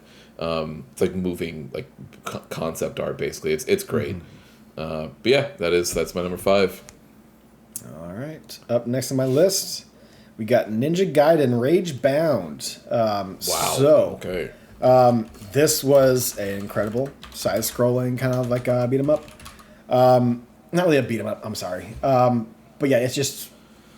I think the pixel art was really good. I think the combat was exceptionally going back between the two characters. I love the jump parry kind of bounce deal. I used that in the final boss just to kind of stay on top of the boss, bounce on top of his head a whole bunch of times, waiting for opportunities to hit him. I kind of cheese that boss. I love games that let you kind of like, we got this really cool mechanic. We're not going to push it back or hinder it just because it breaks the game a little bit. And all of a sudden, sitting there with the final boss is like bounce, bounce, bounce, bounce. Get the exposed spots. Bounce, bounce, bounce. And the story was pretty good. I really, really enjoyed the game. That was a little bit of a surprise to me this year, as far as how much I enjoyed it. But I think it was an incredible, like just side-scrolling action game, for sure. Mm-hmm. All right, number 4, entering the realm of another remake. This is going to be Trails in the Sky First. Okay, I am going to break Preston's thing here. I will put that on because that's also my number 4. Yeah, totally. Perfect. You both can talk about it? Yeah, this was such a faithful remake. They did an incredible job taking the pixel sprites and turning it into 3D art, right, matching the rest of their games. But they somehow, the story still hits. Like, even though you know what's coming, and I don't know if it's the update to the graphics or what they've done, but like when you get to the end of the first chapter, the things that happen still hit just as good as the first time I played that game. And I love the little Easter eggs of like still giving you the pixel sprites like during the loading scenes and the pause screens and other places. Like, it was just such a faithful remake that looked so good with some quality of life stuff. It felt good to play. It was fun, and then like the new 3D and like cutscenes you were just talking about in the last game there, like the new cutscenes were so good. I thought it was fantastic. I thought it was really, really fun. I'm gonna go one further than you. I actually think that this ends up making the first game better. Like, there are moments in this first game that I think stick out to me, that have stuck with me. They were moments that I pitched to you to get you to play it originally. All of the hilarious moments with Olivier, or the end, like how the end happens and the turn that this game takes and everything. Those moments were great in the original, and they are still awesome. And however, the graphics and the update to the visuals and all the models and bringing them forward and everything, I actually think makes these moments so much better in the remake. You can see the emotion on their face rather than just reading it. Like, you can see these, and you like, there was a lot of things in the first one when you were playing through it that you had to imagine for yourself, right? Like, you had to kind of spruce it up in your head a little bit for some of it, and just really let the voice acting carry it. But this one, you got both. It's the same voice. Well, it's different for English, obviously, but for the Japanese voices, same voice actors it's always been. So you get the same quality of voice acting that you got beforehand, but it is this just beautifully... like, how you imagined it happening in your head is how they did it in this remake. And I think that it sounds like that's easy to do, but it's not. It's very hard, and a lot of remakes fuck it up all the time. It's a slam dunk. I'm so excited for the second chapter remake that they're going to do this year for number 2, because that game, Alex has never played it before. I can't wait for him to play it. But this second one goes places, and I can't wait to see it realized in this fashion. Yeah. One of these days I'll jump on it. I tried a little bit, it just didn't hook me, but I'm not going to stop trying with this one because you like that series so much. Like, it's not something I'm just going to put in the back like, oh, it's not for me. No, I'm going to keep on trying because something is hitting with you that hasn't hit me with it yet. I just got to push through and persevere. I think it'll hit me sooner or later, and then I'll get the Persona games, which I like from that series. And we'll see where it goes. Yeah, you will. Yeah, you might like those ones, to be fair. So I need to catch up to, I got to play 12 games before I get there, but still. Oh, yeah, it's my turn. Yes. That's you, big dog. Next up on the list, number 4.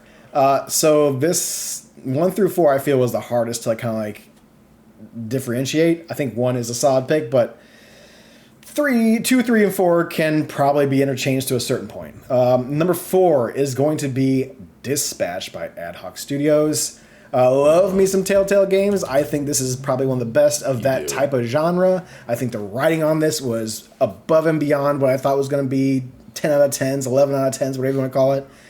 Was just motherfucking fantastic. And I don't know how many times... I can still hear everything, but I just got to walk away for 1 second. Sure. Keep going. I don't know how many times, Alex, we need to fall in love with Laura Bailey, but we did it again. I know. With Invisigirl. And just, with the chase and his whole story arc, which I never thought was going to hit me as hard as it, he's just the old, you play the demo, he's just the old guy hanging out with you, and then he's, he's a little vulgar, he's Jeffrey Wright, whatever.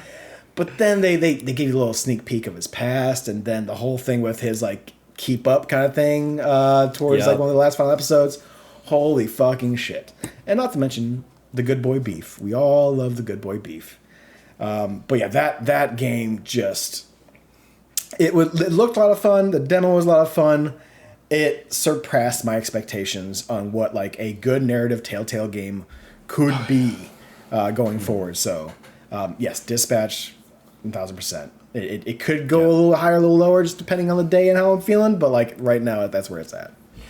So we're going to continue Preston's commentary here. But until recently, this game was my number 2 spot, and I had it bouncing around, and my final version is this came out to 3. But I loved the storytelling. It was mostly a visual novel. I think it was even less Telltale than other Telltale games, right? Sure. I would argue that it's the better parts of the Telltale games, though. You're not walking around looking at shit. Yeah, it is. Yes. The gameplay that it gives you is the best version of the gameplay they've ever done. So much fun. Just play a game just like that.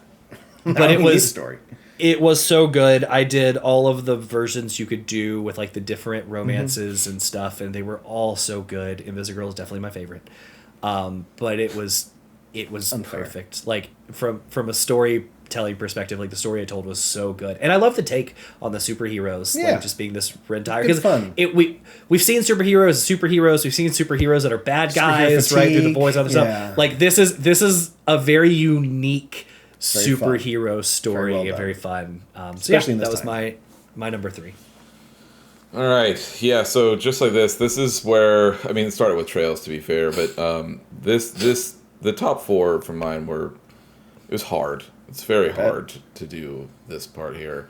But this one is going to be Silent Hill F. Watched a lot. My number 3. It's good.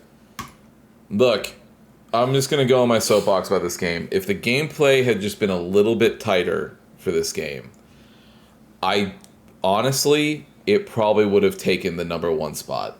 I'm just going to be dead honest with everybody. That's how good this game is. I have never been more surprised by a game than I was with Silent Hill F. It was genuinely mind-blowing for me. I think that look, I played Silent Hill 2 Remake this year. And I thought it was good, but it did not blow me away the way that I thought it was going to with how people talk about that game and what it means to the survival horror genre. That being said, I did not know how I was going to feel about Silent Hill F, and I was like, man, if that's supposed to be the best one, I don't know. Let me just tell you, all of these people are wrong. Silent Hill F is the best one. It's up there with some of the best survival horror games I've ever played, but it is definitely leagues above what I have played of the Silent Hill franchise so far, which, in fairness, is just 1 and 2 remake. But the way that this narrative goes of, so what I mean to say is, I mean the first, like, me playing Silent Hill 1, period, and then 2 remakes, so just 2 games, but 3 if I'm counting F. But the way that this game does this Hinako's narrative here, where you are playing through multiple times, and then things are changing, and Hinako is slowly, like, potentially losing more of herself, and then also gaining more knowledge in this whole thing. So I don't know, how much of this did you guys play or watch? I watched all up until the last like hour or two of the finish, so I've seen a lot. So like let's just say the mask thing happened for me. Okay. Like a lot of that stuff did happen. But you've only seen like that first run. Like you've not seen like Correct. What runs like first 2, 3, run. and 4. Okay. Let's just say that, yeah. But even watching that, the story, the voice acting is some of the best I've ever heard in a horror game. Like this blood curdling screams you get from some characters are just 10 out of 10 when it comes to acting. Like, and just the whole new setting and everything like that just does worlds for that game. Yes. From what I've seen, I'm gonna go up to bat for this game for you. I've never even played this game. I played a little bit. I'm not gonna go. I'm gonna go up to bat for this game for you wherever you want on this list. Like we'll talk about when we get to the game of the year. But like that's something I'll go up to bat for that I haven't played this year. I've seen the first ending and the UFO ending. The secret one, yeah. And which apparently is a thing in like all. Which is apparently a thing in like all. Yeah, it's just like the UFO ending is mostly like the joke fun ending. Yeah, sure. Are you going to continue playing it, Alex? Yeah, I think so. Okay, I'm not going to spoil the turn then. I will leave that so that I don't want to spoil it for you. Okay. But what I will say is that the actual narrative message of this game and what you end up piecing together after, I would say, the second run and what ends up happening with the subsequent ones after that is a masterclass in writing. It is from a narrative only perspective, it is the best narrative of this year. Like I was blown away by it. And I do agree, Preston, the performance, I forget her name, but the voice actress for Hinako. Yeah.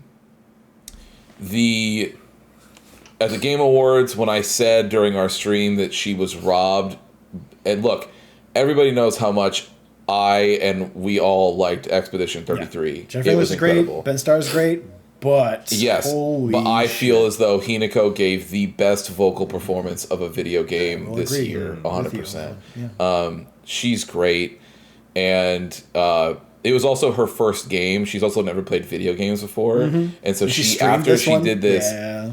She was streaming it to be like, "Hey, I'm gonna play this," and it was amazing to watch that too. But yeah, I don't have enough nice things to say about this game. I think that the way that they decided to do this narrative made it so that whatever Konami does next, like from this internal team that they've done, I'm gonna be watching for it. Yeah. Wow. They revived you can say the remakes did it as far as reviving Silent Hill, but this one was the one to where it was like we're all kind of dogging on Silent Hill. You can remake them, fine. Those are good games. People like those, right? But like they were doing like the shitty like mobile game or whatever, like the whole like weird Twitch show thing they were doing. Yes. And it's like, okay, these guys are not probably gonna do a good job on Silent Hill F, and then Silent Hill F just fucking blew people out of the water. And I just want to correct too. So Konami published it, but I don't think it is actually an internal team. I think they licensed it out to Neobards Entertainment Limited, which is this developer. I've never heard of them before. I don't even know if they've done any other games, but whatever they do next, I will be looking for, because this game blew me away. It was very, very good. Yeah. All right, number 3. This one goes out to one from the beginning of the year. This one will be Citizen Sleeper 2. I feel like we'll all be hitting familiar territory coming up here, but Citizen Sleeper 2 was, Citizen Sleeper 1 was an incredible story, very fun gameplay, like very unique, very stylized. This hits on that and adds on to that. Obviously, you got different stations and stuff like that. I cannot stop thinking about the first beginning area and how I flubbed that, but how it still let me go on and deal with the consequences of what I did and how I messed up in that first section. The writing in this is 10s out of 10s. I love the art and the style of this, and the ambient mood music it has behind it all while you're kind of looking at these stations and going around. Like, it's just fucking great. Preston loves him some sci-fi. This is some of the best sci-fi writing I have seen in probably the past decade. That is a fact. I agree. We'll be talking about that in just a second. I assumed. All right. So your number 2. My number 2 is maybe the game I'm most proud of this year. I loved this game. I wanted this to be a surprise. Yeah. So I played this entire game offline. Hiding it. Not to let anybody see what it was. I'm trying to find one thing here. But you can't remember what it's called. No. I absolutely can. I was just looking for something to show you guys, just as proof, which I may not be able to find. It's okay. So this is the game. No, I didn't 100% it yet. Okay. This is the game that, like I said, I was so happy for. It is another first for me. Okay. I'm actually going to continue on with some stuff that was said a moment ago, because I, gentlemen, beat Silent Hill F. Okay. Hey! My very first Silent Hill game ever. I'm very proud of you. I am 3/4. You accidentally saw it today. I am 3/4 the way through my second playthrough. Okay.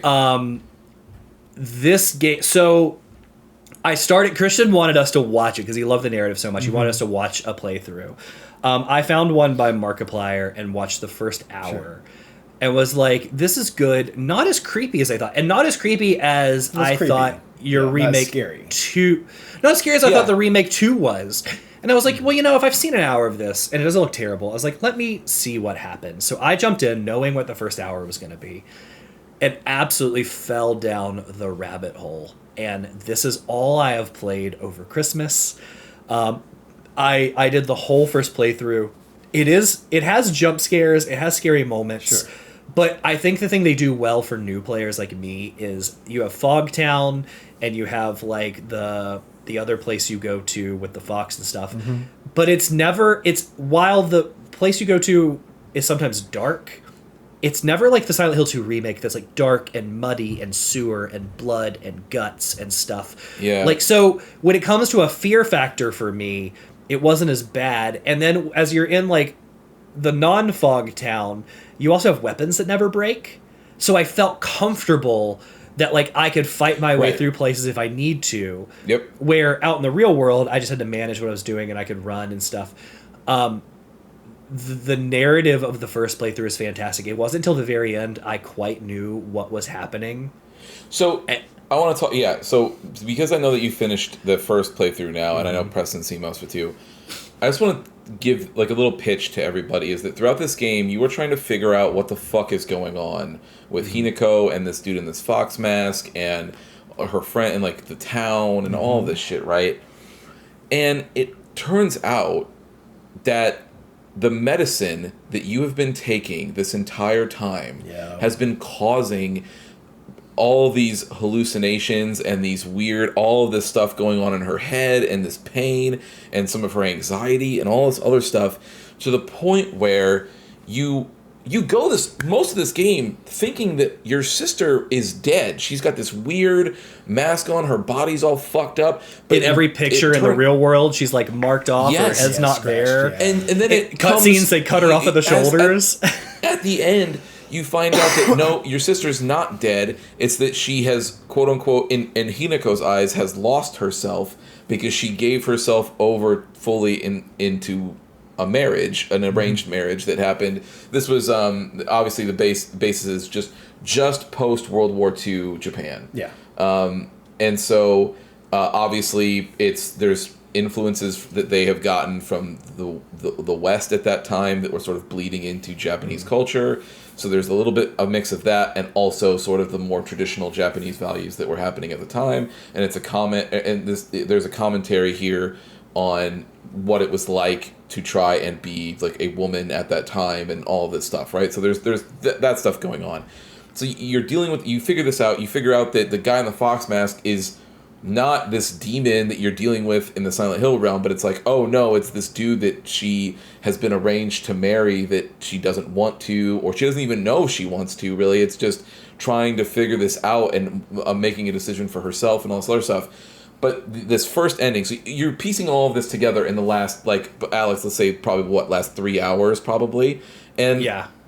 And then this ending comes and it cuts to the real world. There's police lights everywhere, and you get a dispatch radio call that says this girl has gone crazy and has not only killed people at the wedding venue, but her parents, and she's on the run now. So it's an arranged marriage. Like, she's from an abusive home, and her dad's super in debt, so he sells you off, and he tells you, like, drunk. And he's like, don't ever come back here. You're not ours anymore. You're theirs. But they sell you to a family that always, they say throughout these notes in the world of, like, they're always this family that has, like, they're prosperous, but they always swoop in on other people that are, like, in downtrodden times, and that's how they built their wealth. They're taking advantage of other people. And yeah, your friend has, like, been providing you with this medicine that he's made, and it caused all this. And there's a moment you kill the people at the venue, and you return home, and your dad's like, "I told you never to come back. You're not welcome here," and you snap and kill them too. Incredible. It's crazy. But here's the thing. Here's what I'll say is that if the end of that what we've just pitched to you, and you're like, oh, I think I might have an idea where this is going. I'll tell you, as the person who finished all the endings, you don't. You just don't. But that is the elevator. Like, playing through that first playthrough is this hook that the second I finished it, I was like, I have to go keep going with these other endings. Mm-hmm. I can't wait to talk with you about when you get there. Same with you, Preston, when you see him. It is, man. But yeah, that first ending, the way that they do that cliffhanger at the end of that first one is, holy shit. It's so good. It should be an endorsement, just the fact that I've beaten it and am almost done with the second playthrough. That's a fact. I don't play scary games. Yeah, I don't play spoopy games. This is the best scary game I've ever played. It tops Alan Wake 2 for me. And, like, I've played other scary games that Christian has made me play and other stuff, but, like, this is the best horror game I've ever played. Yeah. And it is so well done. And, like, I felt powerful when I needed to feel powerful. I felt like I could escape other stuff I didn't want to fight. They do nice jobs, like, for people that are experienced or not, to accommodate that. So, like, when it comes to the accessibility piece, you can set your puzzle difficulty, you can set your story difficulty, right, on, like, what it's going to be, which I thought was a cool little thing. Yep, I love that they did that too. But in the second run through, like, different doors are open, different story notes are left behind. Like, I was gonna kind of cheat the second and the third ending by doing saves to see them both, and I still might do it to see them both, because you can do, like, a good and a bad ending based on what I'm. So here's what I'll say: that you can, but that it's all tied. I found this out, which is why the scumming isn't really recommended, is because to get that fourth and final, like, scene, it's all tied to a single save file. So, right. But you only need two technically, so you could do. That's true. Yeah, you could. Yes, you could do it that way. Yeah. But at the same time, like, it's so good. I do just kind of want to have the way they do the Video Game Plus. They give you, like, a red ribbon and they show which endings you do, and I do kind of want to have all of them on the same save and file. Speaking of accessibility, I want to mention here is that they actually don't hide how to get these other endings from you. They tell you on that screen what to do, and then you just have to, like, make a mental note of it as you play through it, which I think is really good. I think that it's uncool if it would have been like, just figure it out. And it's like, well, no, because that could take me fucking forever. Like, I don't, I like actually that you're like, hey, maybe don't do this time. And you're like, great, okay, thank you. My favorite part about the game, too, after I got the ending and when I saw what I needed to do for the other endings, is they introduce an item to you early on, like, hey, the survival horror, like, you're injured, you're gonna need to heal yourself, here's a thing to heal. And then, like, right I saw this in Markiplier's playthrough, so I still did it a similar way, but I knew what was coming. So like, you get an item to heal yourself, and then like really close to, they're like, hey, here's a different item to heal yourself. There's different ways you can heal, and here's what it is. Yeah. But they give you this item throughout that keeps me healed, and like I am hoarding like the big items. Like I'm hoarding first aid kits and I'm hoarding bandages because like if I get in a big boss fight, I want to have that. So I'm taking the little heal items, only to find that some of the items I've been taking are the same items that have led to my ending, which is crazy. It's so good. And like so well done. And she pulls it out too. Like there's a point where, you know, it's once you've figured this out that Hinako is trying to back out of the wedding and get out, and your sister is there trying to convince you to stay, and Hinako ends up having like a panic attack, and she goes and starts take like a handful of pills, and her sister tries to stop her and is like, what is this? Like, what are you taking? And she's like, I was given this. It's supposed to help when I'm getting anxious. And then her sister's like, I don't think that you should be taking that. And then it cuts, like right after that cuts to everybody stopping. All the voices in her head stop after she's taken this. And then all of a sudden you find out that that's when she went on her fucking murder spree. And it's just, God damn it. It's so good. It's so good. So yes. That was my little like secondary Christmas present to everybody, especially you, Christian. That's good. You maybe venture out with Resident Evil, which I didn't like as much, but this one I am so bought in on. So yeah, that was my number 2. I'm glad that you're doing this because I'll be honest with you, this was the game I was going to make you play next year. So. Yeah, well, turn around to me next year then. Yeah.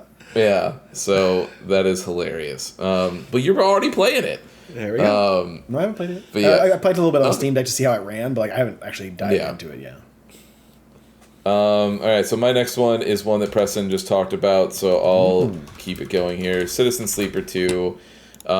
Look, man, there's not much more. Citizen Sleeper, I mean, I have the giant special edition thing of the first one that was its own journey to get, but it's everything I liked about Citizen Sleeper 1, and then they just made it better. Like, the gameplay is better. The way that they let you live and make you live with decisions is better. The narrative, in my opinion, is better. The characters are so good. Everything, the art, the music, everything about it. It's just, Citizen Sleeper is a game that I can come back to.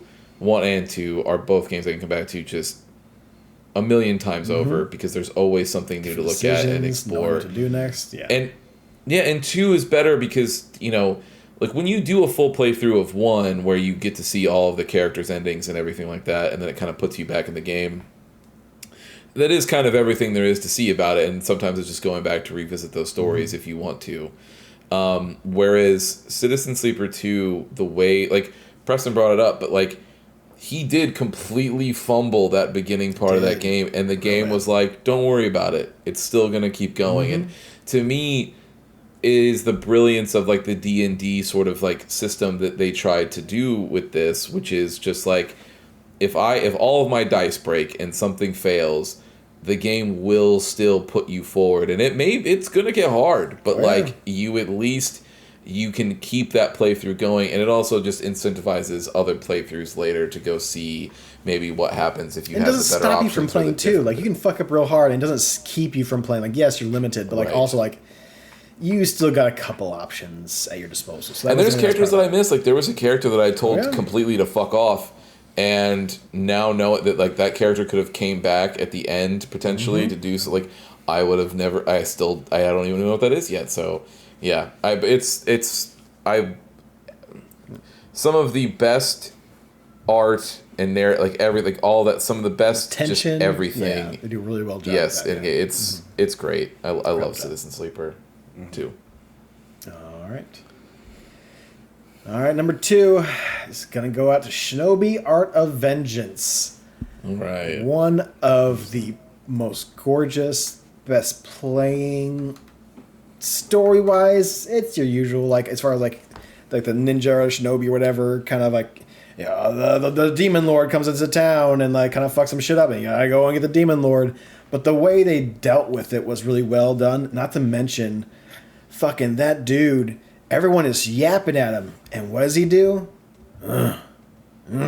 All he does is grunt. All he does is give you a little Like, man, Joe Musashi. Joe Musashi, fucking name is amazing on top of that. It's just such a fucking gorgeous, well done game. One of my favorite side-scroller like action games. It's just, this one was phenomenal. It beat out Ninja Gaiden. It beat out Absalom. Like, as far as those side-scrollers, it beat out Cosmic Invasion, which didn't even make my top 10. Like, it's just, this game, the love and the art that they put behind this one is phenomenal. Like, they went above and beyond. What, not to mention, like, I've played other Shinobis. Like, I've touched them back in the day, renting them or whatever. Those games are hard as fuck and, like, didn't want you to beat them. This one still wants you to beat them, still being hard as fuck. And I am not, you guys know me. I'm done with the game. I'm done. I walk away. Not with this one. This one, I got all the collectibles and all the other levels. I wanted to get the special boss. I wanted to get the special sword. I didn't not finish the boss run, but I did dabble in a little bit just to kind of see the funsies that we would have with it. But yeah, I'm not a person who would go back and just clean up a game. That one I cleaned up on. That one I wanted to go back. I've played through all the game. Like, that's great. I can go back. I got all those other little extra pieces. Like, this is a different way to do a Metroidvania, because while it's not one big open world, there are levels that you choose and you can go back to after you've gotten upgrades or abilities, and then kind of go back to the sections to kind of find out what you missed. But those levels in themselves are very Metroidvania in that sense. But a smaller, more compact Metroidvania within levels, I think, which is incredible. Yeah. That is my number 2. All right, well, so here's the thing. I think we all know, right? Unless I'm wrong. Yeah, unless someone's got but I think I'm surprise, right. Yeah. So I know Alex and I probably have the same one, but I'm assuming Preston does too. So we just want to say it all at the same time. Did you think this game was not going to make my top 10, let alone number 1? So then, right? So is Expedition 33? That's gotta be it. Yep. Yeah. All right. Well, let's start talking about it. I'll put it in for all of us. I mean, I think it was a great take on a turn-based game. Mm-hmm. I loved the combat. I think it was super unique with the dodge and the parry and the group dodge and the counterattacks that they created, and the way they built throughout the game to help you master each of these, with a story that was super good, super heartfelt, about grief, very deep, very dark, and then left you with a moral decision at the end. I think was fantastic, right? Like, I think they absolutely nailed. They leave you with some kind of a decision at the end. Yeah, I think they absolutely nailed just some of what they wanted to do. The artwork was incredible. The acting was incredible. It was, I don't know what to say. Like, everything about it was just a 10 out of 10 for me. Yeah. Like, I said this before, so I remember when this game came out, and then I came on this podcast, and I basically told both of you, like, drop everything what you're doing and play this fucking game. I've heard things on other podcasts, too, and it's like, okay. Look, it's no secret, I've talked about this before, one of my favorite JRPGs of all time is Lost Odyssey, and it's no surprise that is also the director of this game, is one of his favorite games.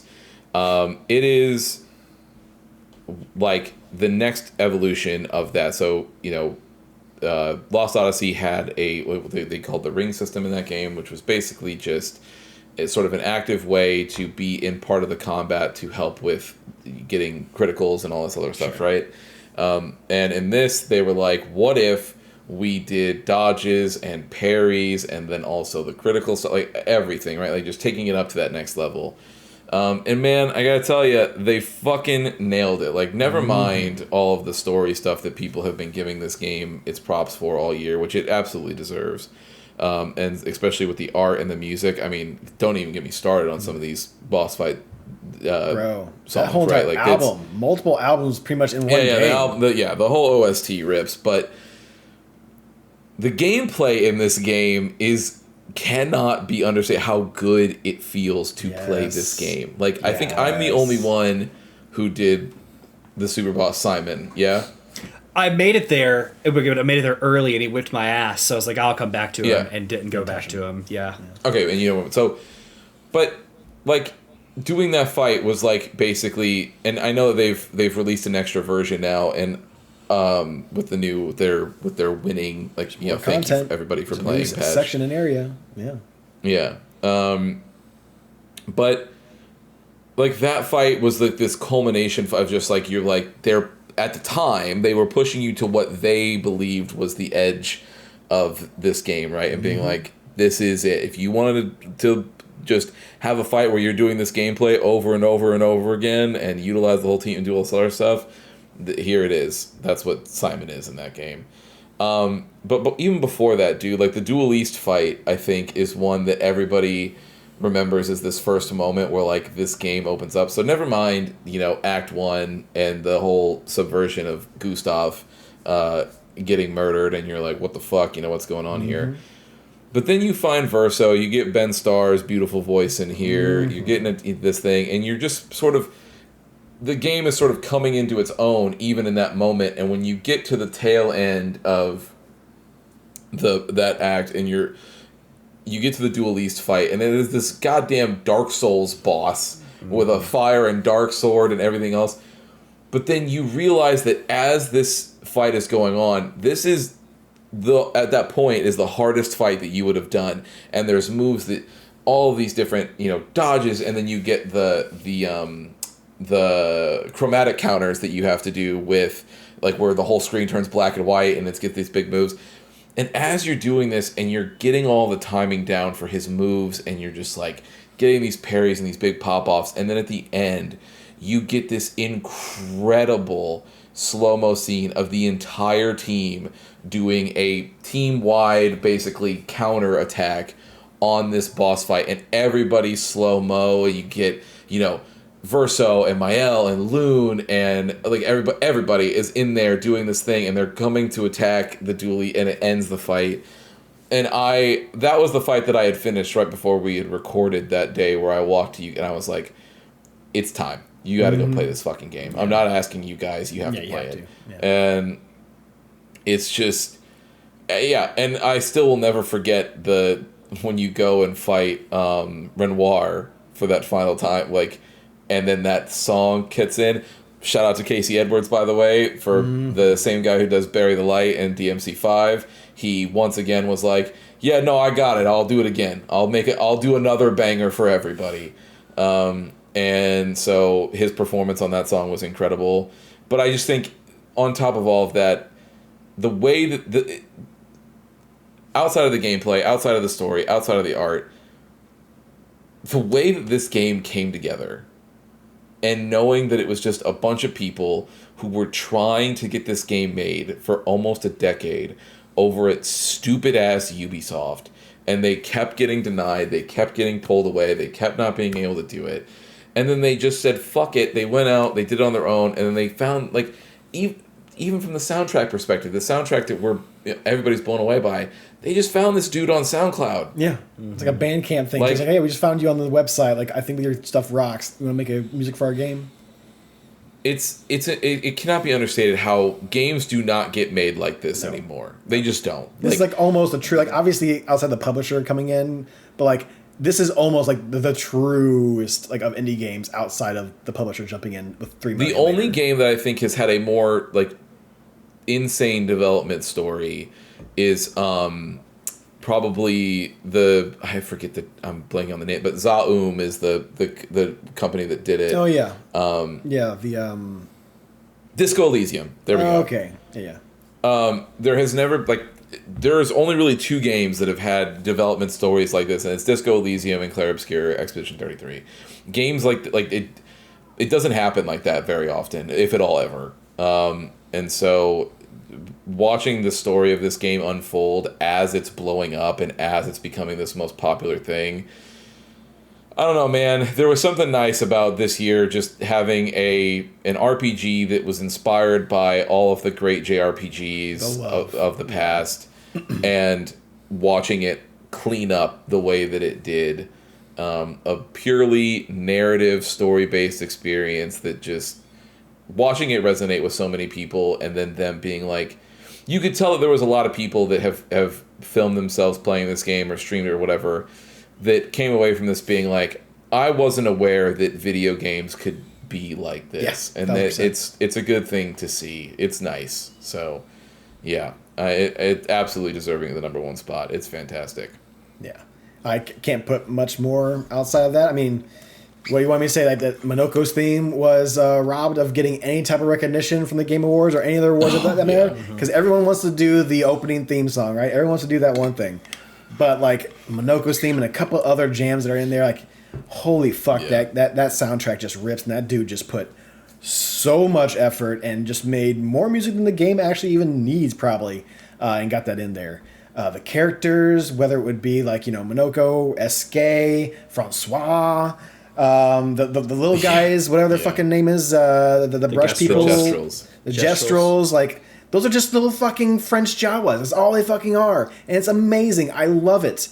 Like the ending of Act 1, what it does to you, like you're already like, this is a sad world. It's kind of hitting you in the feels, like the very fucking beginning cutscene, and then at the end of Act 1, just fucking rips your heart out. And then they give you Ben's star, and you're like, the charismatic, wonderful man that's going to make me feel a little better for the rest of this game. And then just it goes through with him and Mayel and the whole family thing. And then we get to they get a little bit more open towards the end, where you kind of do a little more exploring. Not to mention the thing you get at the end of Act 2's boss. What are those things called? Pictos, that just breaks the game. You can like only get your damage up to what 9,999, and then also you get the Picto that just breaks that, and then you're just pulling Balatro numbers almost out of your ass as you're just kind of just making these crazy mix-ups of what you can do with this game and how you can do it. And then to be very clear here, you have Pictos the entire game. You do get that Picto at the end of Act 2. That Picto breaks that. You pick up the rest as you Preston just explore the world. Yeah, Preston did discover Pictos all at that same time, but yes. Specifically that one Picto that does allow you to go above and beyond after that. That does happen at the end of Act 2, yes. Not to mention the entire shaming that I got for my choice was probably the biggest I've ever seen within this group.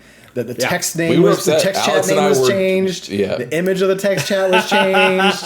Like there was a lot of it going into there, but like, I had my reasons. I knew it, like towards the end it was bad. There is a bad ending. That was a bad ending. I do agree with that. But yeah, it's just the game and the world and the characters got me so much that I still wanted to choose that bad ending. Like that's how well they did with all this fucking shit. That's yeah. So just what a wonderful, amazing game. It's gonna be up there. We all sat there like, hey, are you sure? We don't need to go one-on-one with this. It's just gonna be the game of the year. So we'll talk about what the collective is later, but like it's for us. It's right there. That's it. Yeah. Well, that is our separate, our personal top 10 games of the year. Don't forget to tune in later this week as we're going to come out with the official ranked list of the games of the year. We have a lot of games to choose from. We're going to narrow it down to the 10 testing room games of the year. So be sure to tune in for that. Thank you for hanging out with us, everybody. And with that, Preston, you know what to do. Hit it. Thank you for listening to another episode of The Testing Room. To catch up on past episodes or to check out the newest ones when they drop, follow us on Apple Podcasts, Spotify, or wherever you get your favorite podcast. If watching is more your thing, check us out on YouTube, youtube.com/@thetestingroom, or watch us live on twitch.tv/testingroomlive. To leave comments or ask questions, you can follow us on Instagram @testingroompod, leave a comment on YouTube, or send them in to testingroompod@gmail.com. See you next time.